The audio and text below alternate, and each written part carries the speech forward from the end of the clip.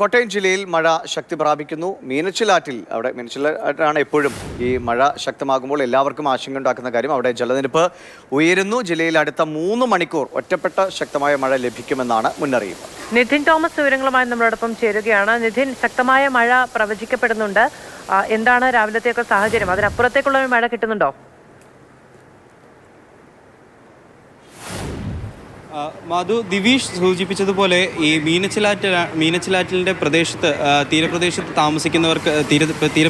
താമസിക്കുന്നവരെ സംബന്ധിച്ചതാണ് ഏറ്റവും കൂടുതൽ ആശങ്കയേറുന്നത്. കാരണം കഴിഞ്ഞ 15-ാം തീയതി മുതൽ ഈ മീനച്ചിലാറുമായിട്ട് ബന്ധപ്പെട്ട് താമസിക്കുന്ന ആളുകൾ നിലവിൽ ദുരിതാശ്വാസ ക്യാമ്പിൽ കഴിയുന്നുണ്ട്. 4ഓളം ദുരിതാശ്വാസ ക്യാമ്പാണ് കോട്ടയം ജില്ലയിൽ കഴിഞ്ഞ 15-ാം തീയതി മുതൽ പ്രവർത്തിച്ചു വരുന്നത്.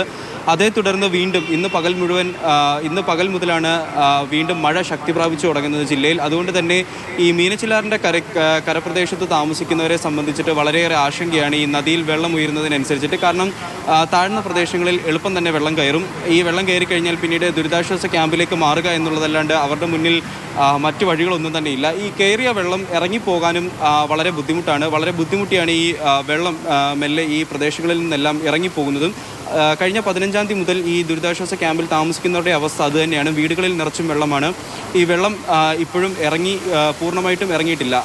അതിനൊപ്പമാണ് ഇന്ന് രാവിലെ മുതൽ വീണ്ടും ജില്ലയിൽ കനത്ത മഴ വീണ്ടും പെയ്തു തുടങ്ങുന്നത്. നഗരപ്രദേശങ്ങളിൽ മഴ രാവിലെ നല്ല ശക്തിക്ക് തന്നെ പെയ്യുന്നുണ്ടായിരുന്നെങ്കിലും പിന്നീട് മഴയുടെ ശക്തി കുറഞ്ഞു വരുന്നുണ്ട്. പക്ഷേ മലയോര മേഖലകളെ സംബന്ധിച്ചിട്ട് അങ്ങനെയല്ല.